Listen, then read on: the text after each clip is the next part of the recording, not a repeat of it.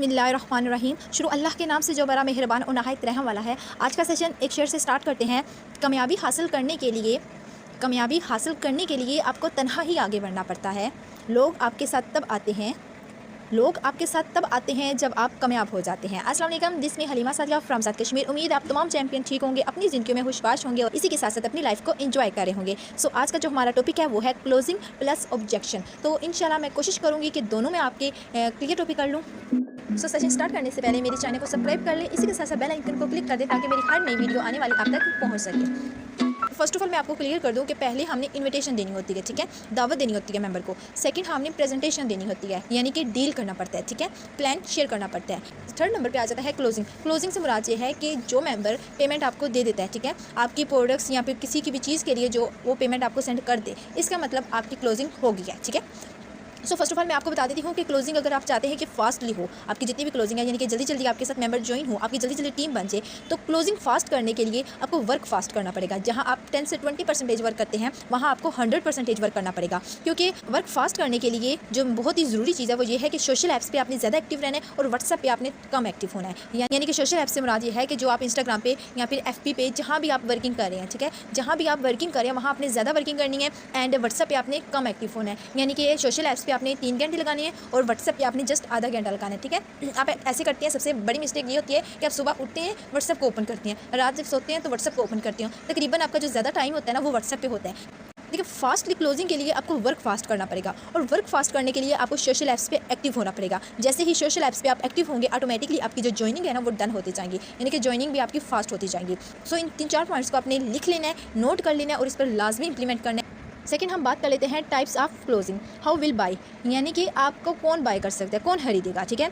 MAN will buy, MAN will buy, यानी कि आपको कौन खरीदेगा, MAN मतलब कि मैन खरीदेगा, ठीक है। अब आपके माइंड में मैन मतलब कि इसका उर्दू में जो मतलब होता है वो है आदमी, तो आपको आपका अकाउंट या फिर आपकी जो चीज़ है या आपका प्रोडक्ट्स है या फिर आपका अकाउंट जो है वो एक मैन खरीदेगा। नो, इसका मतलब ये नहीं है कि आदमी खरीदेगा, इसका मतलब बिल्कुल भी ये नहीं है, ठीक है। MAN का मतलब जो है वो ये है कि M मतलब कि मनी, ठीक है। आप जिसके साथ क्लोजिंग करें हैं, कम से कम उसके पास पैसा लाजमी होना चाहिए, उसके पास मनी होनी चाहिए। Second A, authority to decide, उसके पास अथॉरिटी होनी चाहिए डिसाइड करने के लिए। उसके पास ऐसा उसके साथ बिल्कुल भी नहीं होना चाहिए कि उसने बिजनेस स्टार्ट करना है, उसने वर्क करना है, लेकिन उसने किसी दूसरे से पूछना है क्या मैं कर लूँ, क्या मैं ना करूँ। मैं एक छोटी सी अपनी एग्जांपल दूंगी ताकि आपको इजीली समझ आ जाए। आपको भी बेहतर पता है और मुझे भी बेहतर पता है कि अगर मेरा पेपर है, ठीक है, उसकी मैं खुद तैयारी करूँगी, अच्छे से तैयारी करूँगी, तब जाके मैं पेपर लिख पाऊँगी और लिखूँगी तब जाके ही मैं कामयाब हो पाऊँगी, पास हो जाऊँगी। लेकिन इसी नज़रिए आपको और मुझे बेहतर पता है कि अगर मैं पेपर नहीं तैयार करूँगी तो पेपर एग्जाम हाल में मैं नहीं लिख पाऊँगी। जब मैं नहीं लिख पाऊँगी तो फिर मैं फेल हो जाऊँगी, कामयाब मैं नहीं हो पाऊँगी। अब पेपर मैं याद करूँ ना करूँ ये डिपेंड मुझ पे करता है। अब ये जो पेपर है मैं याद करूँ या ना करूँ ये मैं किसी से पूछूंगी भी नहीं, ना ही किसी फैमिली मेम्बर से, ना ही अपने किसी फ्रेंड से, ना ही आप में से किसी से पूछूंगी कि मैं क्या पेपर कर लूँ तैयार या फिर ना करूँ। ये मैंने खुद से ही पूछना है कि हाँ मैं पेपर तैयार करूँ या ना करूँ। तो आपने ऐसे लोगों को अप्रोच करना है, आप जिसके साथ क्लोजिंग करें हैं तो वो आपके सामने ऐसे मेंबर होने चाहिए, अपना फैसला वो खुद करें, ठीक है। अब वो दूसरों से ना पूछें क्योंकि लाइफ उनकी है, सो डिसीजन भी उनका ही होना चाहिए। उनके बाकी किसी के भी आसपास जितने भी मेंबर्स रहते हैं उनका डिसीजन नहीं होना चाहिए। सो अपने वैसे लोगों को अप्रोच करना है। थर्ड नंबर पे आ जाता है N, मतलब कि नीड, अगले इंसान की ज़रूरत हो, ठीक है। बाज़ इंसान ऐसे भी होते हैं जिनकी ज़रूरत होती है लेकिन उनको पता ही नहीं होती कि हमें इस चीज़ की ज़रूरत है। देन आपका राइट बनता है कि उसके सामने वो चीज़ रखना कि सर ये आपकी ज़रूरत है, मैम ये आपकी ज़रूरत है, ठीक है। आपका राइट बनता है उसके सामने उसकी नीड रखो। अब ये कैसे रख सकते हैं ये मैं आपको एक्सप्लेन करती हूँ। सबसे पहले मैं बॉयज़ को बताऊँगी मेथड, ठीक है, देन फिर मैं गर्ल्स का बताऊँगी। कोशिश करनी है आप सबने कि जो बॉयज़ का मेथड है वो बॉयज़ ही यूज़ करें और जो गर्ल्स का मेथड है वो गर्ल्स ही यूज़ करें, ठीक है। आपने मिक्सअप बिल्कुल भी नहीं करना। So first of all boys की बात कर लेते हैं कि बॉयज़ के पास अगर कोई मेंबर आ जाता है जो फनी है, ठीक है, मजाक मस्ती कर रहा है, एंड ये ज़्यादातर मजाक मस्ती आपके फ्रेंड्स भी कर सकते हैं एंड आपके रिलेटिव्स भी होते हैं, उनके साथ भी आप ये तरीका कर सकते हैं, ठीक है, मेथड ये यूज़ कर सकते हैं। एग्जाम्पल के तौर पर आपके पास कोई मेंबर आता है मजाक मस्ती कर रहा है, ठीक है, आप उसको मजाक मस्ती में जिसके साथ रिलेशन अच्छा ना, कोशिश करनी है आपने उनके साथ ये बात करनी है, रिलेशन अच्छा होना चाहिए, जो फनी इंसान है उसके साथ आपने ये बात करनी है, ये मेथड यूज़ करना है, ठीक है। सो एग्जाम्पल के तौर पे आपके पास मेंबर आता है, उसको आप कहते हैं कि सर जी आप क्या करते हैं, एंड यहाँ मैं एक और मज़ीद चीज़ बताऊंगी कि कोशिश करें बॉयज़ को सर बोलें, गर्ल्स को मैम बोलें, ठीक है। सो अगर एग्जाम्पल के तौर पे आपके पास कोई बॉय है, ठीक है, वो फनी है, बहुत ही मजाक मस्ती कर रहा है, अब आपने मजाक में पूछ लेना है कि सर जी आप क्या करते हैं, ठीक है। वो अपना बताएगा कि मैं जो है ना ये वाला काम करता हूँ, मैं फ़लाँ जॉब करता हूँ। अच्छा गुड हो गया, कितनी सैलरी है, इतनी सैलरी है, वो अपना बताएगा, ठीक है। नेक्स्ट अगर वो पूछ भी लेते हैं क्यों मैं आपको क्यों सैलरी बताऊँ, मैंने तो ऐसे नॉर्मली पूछा, आप ऐसे कह सकते हैं, ठीक है। थर्ड आपने उससे पूछ लेना है कि सर जी अच्छा ये गुजारा हो जाता है इतनी सैलरी में, तो अब वो बताएगा हाँ हाँ हो जाता है। वैसे बेसिकली जो आपको ज़्यादा देखने को आंसर मिलेगा वो ये मिलेगा कि बस नॉर्मली गुजारा होता है, यानी कि 50-50 हो जाता है, ठीक है।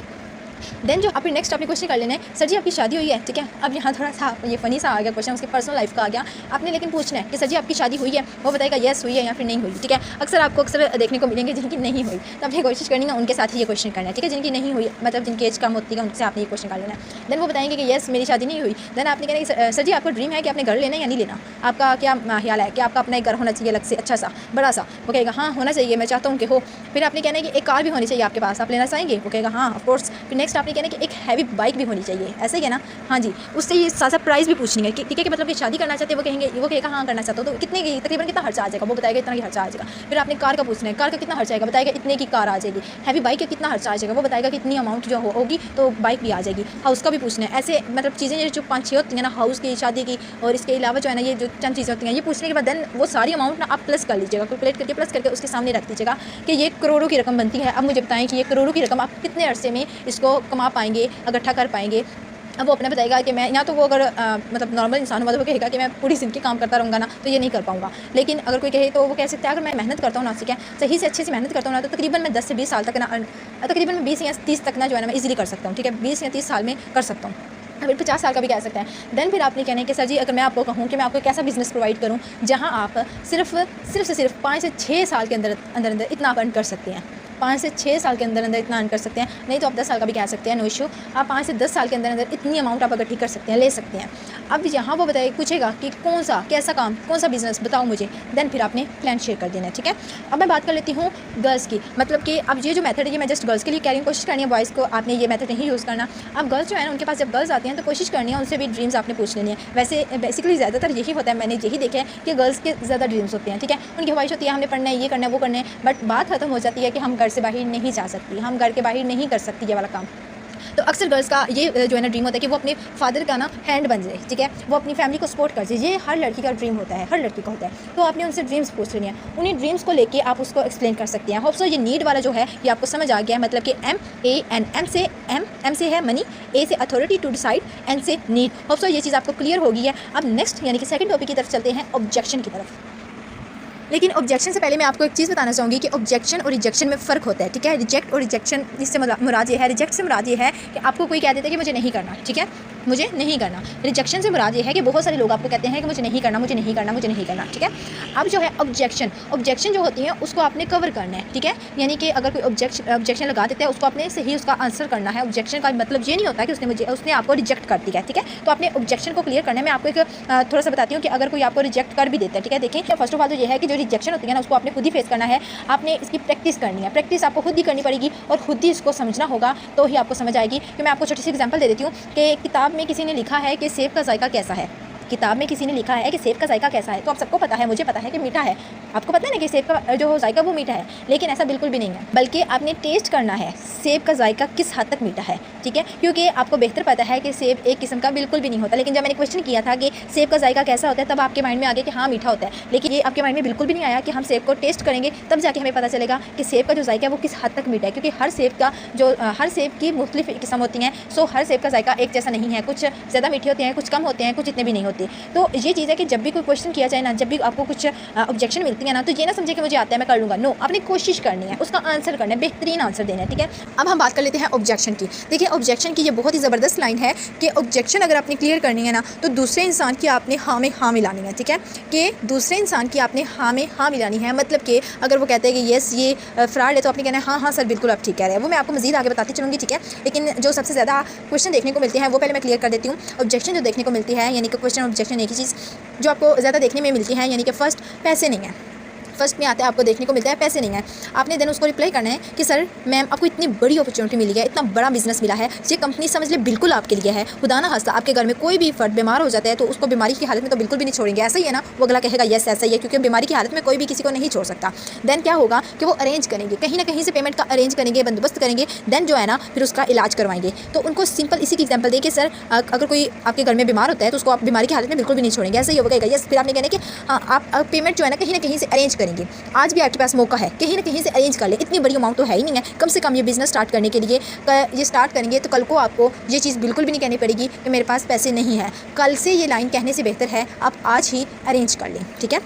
देन सेकंड आपको क्वेश्चन देखने को मिलता है कि टीम नहीं बना पाऊंगा, ये अक्सर आपको देखने को मिलता है। देन आप उसका आपने इस तरीके से आंसर करना है, दुनिया के तमाम सिस्टम नेटवर्क मार्केटिंग की सूरत में काम करते हैं। मुल्क का वज़ीर आज़म, इसके नीचे एक टीम है। अगर सदर को आप हटा देंगे ना तो क्या वज़ीर आज़म ज़्यादातर मुल्क को चला पाएगा? बिल्कुल भी नहीं चला पाएगा। तो इसके नीचे भी एक टीम बनी हुई है जो काम कर रही है, तभी ये मुल्क चल रहा है, ठीक है। तो जो टीम है ना हर तरफ होती है, आपने टेंशन नहीं लेनी। यहाँ आपको बिल्कुल फ्री टीचर ट्रेन किया जाएगा, आपको सिखाया जाएगा टीम कैसे बनानी है, देन फिर आपने टीम बनानी है। और मैं आपको फुल ट्रेन करूँगा, मैं आपको फुल हेल्प करूँगा, ठीक है। मैं आपको एक मज़ीद एक छोटी सी एग्जांपल देती हूँ एक स्कूल की, ठीक है। एक हेड मास्टर है। अब हेड मास्टर के नीचे एक टीचर आ रही होती है, उसका अपना ही लेवल होता है, जो 10 क्लास को कवर कर रही होती है, सबसे बड़ी क्लास को कवर कर रही होती है। देन एक टीचर होती है जो 9th क्लास को कवर कर रही होती है, उसको हैंडल कर रही होती है। एक टीचर होती है जो 8th क्लास को कवर कर रही होती है। एक टीचर होती है वो 7th क्लास को कवर कर रही होती है। एक टीचर होती है जो 6th क्लास को कवर कर रही होती है। इसी के साथ साथ फिर 5, 4, 3, 2 और एक टीचर ऐसी होती है जो 1 क्लास को कवर कर रही होती है, उसको हैंडल कर रही होती है। देन 1 क्लास के नीचे भी एक मेंबर आता है, उसे कहते हैं गार्ड, यानी कि जो डोर के पास बैठा होता है, जो स्कूल का जो डोर होता है उसके पास जो बैठा होता है उसको कहते हैं गार्ड। अब जो गार्ड होता है ना वो भी ये अपनी ड्यूटी कर होता है। तो आप खुद सोचें कि अगर सिर्फ हेड मास्टर, वो पूरे जितने भी स्टूडेंट्स, आपको बेहतर पता है कि एक क्लास के कम से कम 20 स्टूडेंट्स तो होते हैं, 10 तो लाजमी होते हैं। एक हेड मास्टर क्या पूरे स्कूल को हैंडल कर सकती है? नहीं कर सकती। हेड मास्टर के नीचे टीचर्स हैं, टीचर्स के बाद जो है ना ये गार्ड आ रहे हैं। अब ये सारे मिल के ना स्कूल को हैंडल कर रहे हैं। एक फ़र्द कोई भी काम कर ही नहीं सकता, हर जगह टीम बनी हुई है, ठीक है। आप इस तरीके से ये एग्जाम्पल दे सकते हैं जो कहते हैं कि टीम नहीं बना पाऊंगा। थर्ड नंबर पर एक क्वेश्चन आता है कि कंपनी भाग जाएगी, अक्सर आता है ना कि कंपनी भाग जाएगी। देन आपने कहना है कि बेसिकली ये प्रोडक्ट बेस है। आपको बेहतर पता है कि EBL पाकिस्तान जो है इसका अपना एक ऑनलाइन स्टोर है। अगर आपके पास वेबसाइट नहीं है तो आप ले लीजिएगा, ठीक है। लिंक ले लीजिएगा, अपने स्पॉन्सर से ले लीजिएगा। अगर नहीं वो भी उनसे नहीं मिलता तो आप अपने सीनियर से ले लीजिएगा। इसका बेसिकली अपना जो है ना एक ऑनलाइन स्टोर है। देन जो है ना इस वजह से ये मैं इसलिए कह रही हूँ ताकि अगर आपने विजिट नहीं ऑनलाइन स्टोर को किया तो आप कर लें, ठीक है।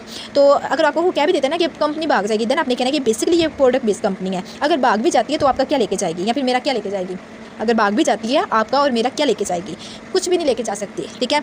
आप एग्जांपल दे दो उसको शॉप की, कि आप देखिए कि एक शॉप है, वहाँ उसकी डेली बेसिक पे उसकी प्रोडक्ट सेल हो रही हैं। अब वो शॉपकीपर वाला क्या उसका दिमाग खराब है कि वो शॉप बंद करेगा? नहीं बंद करेगा। क्यों बंद करेगा? अगर तो उसकी प्रोडक्ट सेल नहीं हो रही तब जाके जो है ना बंद करता हुआ वो अच्छा लगता है क्योंकि उसको नुकसान हो रहा है। लेकिन डेली बेसिक पे उसकी प्रोडक्ट सेल हो रही हैं तो फिर वो क्यों करेगा? नहीं करेगा। आप तरीके से उसको कवर कर सकते हैं। लेकिन मैं आपको यहाँ सेकंड भी कर देती हूँ, यानी कि सेकंड एग्जाम्पल दे देती हूँ। अगर आपको कहता है कि कंपनी भाग जाएगी तो आप इस तरीके से ये एग्जांपल देते हैं कि एक फैक्ट्री है, ठीक है। फैक्ट्री में रोज़ाना हज़ारों के हिसाब से मेंबर आ रहे हैं, तो क्या वो बंद होगी? बिल्कुल भी नहीं बंद होगी। सर या मैम कंपनी बेशक न्यू है लेकिन इंडस्ट्री जो है ना 134 साल से इस पर काम कर रही है, ठीक है। आप इस तरीके से उसको कवर कर सकते हैं। फोर्थ नंबर पर आता है कि ये फ्रॉड तो नहीं है। यहाँ आपने कहना कि बिल्कुल सर, ठीक है। अगर लड़के तो उसको मैम, बिल्कुल सर आप बिल्कुल ठीक कह रहे हैं। जब मैंने शुरू किया था ना तो मुझे भी यही लगता था, मगर जब मैंने इसको शुरू किया, सीख कर काम किया तो मुझे अर्निंग हुई है अल्हम्दुलिल्लाह। अगर तो आपको अर्निंग हुई है तो आप उसको बोलें कि यस मुझे अल्हम्दुलिल्लाह अर्निंग हुई है। लेकिन अगर आपको अर्निंग नहीं हुई तो आप उसको कन्फर्म करवा दें कि स्टार्टिंग में आपको लगता था, ज़ाहिर सी बात है जब आपने स्टार्ट किया था तो आपको कहीं ना कहीं लगा था कि ये फ्रॉड तो नहीं है, लेकिन आपने एक कदम उठाया, रिस्क उठाया, ठीक है। आपने पेमेंट दी, आपने अपना अकाउंट रन करवाया, लेकिन देख लिया आपके साथ कोई स्कैम स्कूम नहीं हुआ। देन आप उनको कह सकते हैं, यानी कि ये झूठ की लिस्ट में बिल्कुल भी नहीं आता, तो आप उनको कह सकते हैं यस सर जब मैंने स्टार्ट किया था ना तो मुझे भी यही लगता था, लेकिन ये कि जब मैंने शुरू किया, सीखा, काम सीखने के बाद अब मैं ज्वाइन करूँ, लेकिन ऐसा वैसा बिल्कुल भी कोई सीन नहीं हुआ, ठीक है। आप उसको क्लियर कर सकते हैं। बाकी 5 नंबर पे आ जाता है कि पैसे मिलते भी हैं या फिर नहीं। तो आपने भी नेक्स्ट इसका आंसर देना है कि पैसे मिलते भी हैं या फिर नहीं। ये तो सिर्फ वेबसाइट पर होता है, ये तो एक सेल एंड मार्केटिंग का कंपनी है। आप ज्वाइन करें, मुझे कमीशन आया तो दोनों कंटिन्यू करेंगे, लेकिन अगर कमीशन नहीं आया तो हम दोनों छोड़ देंगे। ये लाइन अक्सर आपके फ्रेंड्स वगैरह कह सकते हैं, आपके रिलेटिव्स जो है ना वो कहते हैं कि जो है ना पैसे मिलते भी हैं कि नहीं, तो आप उनको ऐसे कह सकते हैं। अगर एग्जाम्पल के तौर पर, ठीक है, एग्जाम्पल के तौर पर वो कहते हैं कि चलो मैं ज्वाइन कर लेता हूँ, ठीक है। अगर मेरे पैसे ज़ाया हो गए ना तो फिर तुमने देनी है, तो आपने कहना ओके दे दूँगा, ठीक है। क्योंकि आपको बेहतर पता है कि जब इंसान को ज्वाइन करता है तो उसके साथ कोई स्कैम स्कूम होता ही नहीं है, उसका अकाउंट एक्टिव कर दिया जाता है। स्कैम का कोई सीन है ही नहीं है। ज़ाहिर सी बात है जब वो आपका फ्रेंड आपको पैसे देगा, आपका अकाउंट रन करवाएंगे, कोई भी फ्रॉड नहीं होगा, देन जो है फिर नेक्स्ट आपको कोई पैसे जैसे नहीं देने पड़ेंगे। मतलब खाली जस्ट आपको कहना ही पड़ेगा हाँ मैं दे दूंगा, लेकिन देने नहीं पड़ेंगे क्योंकि कोई स्कैम होगा ही नहीं, ठीक है। पैसे उसके ज़ाया जाएंगे नहीं। 6 नंबर पर एक क्वेश्चन आता है कि आपकी कितनी टीम है। अगर तो आपकी टीम बनी हुई है तो आप उनको बता सकते हैं कि मेरी इतनी टोटल टीम बनी हुई है। लेकिन अगर आपकी टीम नहीं बनी हुई तो आप उनको कह सकते हैं कि सर मैम मैंने रिसेंटली ज्वाइन किया है, अभी मैं सीखने के साथ साथ थोड़ा बहुत वर्क कर रहा हूँ या फिर कर रही हूँ। मेरा टारगेट है कि इस मंथ में मैं 8 से 9 मेंबर की टीम बना लूँ, ठीक है। आप अपना टारगेट बता सकते हैं। अगर आपकी टीम नहीं बनी हुई तो इसमें ये नहीं है कि आप डर जाएं, नो, आप अपना टारगेट बना सकते हैं कि मेरा ये टारगेट है, ठीक है। क्योंकि टारगेट जो है ना बहुत ज़रूरी होता है। अगर तो आपके टारगेट नहीं बने हुए तो आप बना लीजिएगा, लेकिन अगर आपको नहीं टारगेट बनाने आते तो अपने स्पॉन्सर के पास जाएँ, अपने सीनियर के पास जाएँ, उनको बोलें कि आपको आपकी टारगेट फिट करके दे दें, ठीक है। 7 नंबर का एक क्वेश्चन है कि अर्निंग कितनी है या फिर कितनी कर सकते हैं मंथली। तो आपने यहाँ आपने ऐसे आंसर करना है, ये तो आपको पता होगा कि आप कितनी मेहनत करोगे, यानी कि ज्वाइनिंग के बाद आप जितनी मेहनत करोगे उतनी ही आपको कमीशन मिलेगी। अगर मैं एग्जांपल के तौर पर यहाँ बोल दूँ कि आप मंथली का 30,000 या 40,000 अर्न कर सकते हैं आसानी, लेकिन बात आ जाती है अगर आप कल को मेहनत तक करें। परसों आपने फिर मुझे यही कहना है कि आपने बोला हुआ था कि अर्निंग होगी लेकिन हुई नहीं है। ये डिपेंड आप पे करता है कि आप कितनी एफर्ट करेंगे। ये जितनी आप एफर्ट करेंगे उतनी ही आपको अर्निंग होगी, ठीक है। अगर ये आपको आंसर नहीं देना चाहते तो सेकंड इसका आंसर ये है, अगर आपको कोई पूछ लेता है अर्निंग कितनी है, कितनी कर सकते हैं, तो आप उसको ऐसे आंसर सेकंड दे सकते हैं, सर मैम मुझे आप बताएं कि आप कितनी अर्निंग करना चाह रहे हैं, ठीक है। ऑब्जेक्शन को सबसे बेस्ट तरीका है, अगर आपने उसको क्लियर करना है ना, क्वेश्चन पे क्वेश्चन कर दी, ठीक है। यानी कि अगर वो आपसे कोई पूछते हैं कि अर्निंग कितनी कर सकते हैं, कितनी होगी, तो आपने उस पे क्वेश्चन कर देना है, सर मैम आप मुझे बताएं कि आप कितनी अर्निंग करना चाह रहे हैं, ठीक है। उसका माइंड पाल लें कि वो कितनी अर्निंग करना चाह रहे हैं। 8 नंबर पे क्वेश्चन देखना पड़ता है कि टीम हराम है या फिर ये हराम तो नहीं है, अक्सर देखने को ये क्वेश्चन मिलता है और शायद ये आपका भी कंसेप्ट क्लियर नहीं है। तो चलिए आज जो है ना मैं आपको क्लियर कर देती हूँ। अगर आपका भी क्लियर नहीं है तो मेहनत करेंगे ना तो वो हराम में नहीं आता, लेकिन अगर मेहनत नहीं करेंगे, आपको पैसे आ रहे हैं, तो इसका मतलब फिर वो हराम है। जो मैं आपको थोड़ा सा बताती हूँ एग्जाम्पल के तौर पर, अब जो मेरा डायरेक्ट वर्क है, ठीक है, जो मेरा डायरेक्ट काम है वो मैं कर रही हूँ, जैसी बात वो मैं खुद ही कर रही हूँ, तो उसका जो है ना मुझे जो कमीशन मिल रहा है वो हलाल में आ रहा है, क्योंकि मैं मेहनत खुद कर रही हूँ, सो वो हलाल में आ रहा है। अब जो मुझे टीम की तरफ से पैसा आ रहा है वो भी हराम में नहीं है। क्यों नहीं है? क्योंकि वो भी हलाल में इसलिए है, उसको मैंने खुद किया, कैसे मैंने मेहनत किया। अब टीम की जो छोटी छोटी प्रॉब्लम्स होती हैं वो मैं सोल्व करती हूँ, ठीक है। उनके जितने भी क्वेश्चन है वो मैं क्लियर करती हूँ, उनको मैंने सिखाया है कि कैसे वर्क करना है, सब कुछ मैंने बताया है कैसे वर्किंग करनी है, उनको ट्रेनिंग सेशन मैंने प्रोवाइड किए हैं, तो ये हराम में नहीं आता, ठीक है। लेकिन इसी नज़रिए अगर मैं सपोर्ट नहीं उनको करी तो फिर वो हराम की लिस्ट में आता है, लेकिन फिलहाल वो हराम की लिस्ट में नहीं है, बिकॉज अल्हम्दुलिल्लाह मैं उनको ट्रेन कर रही हूँ।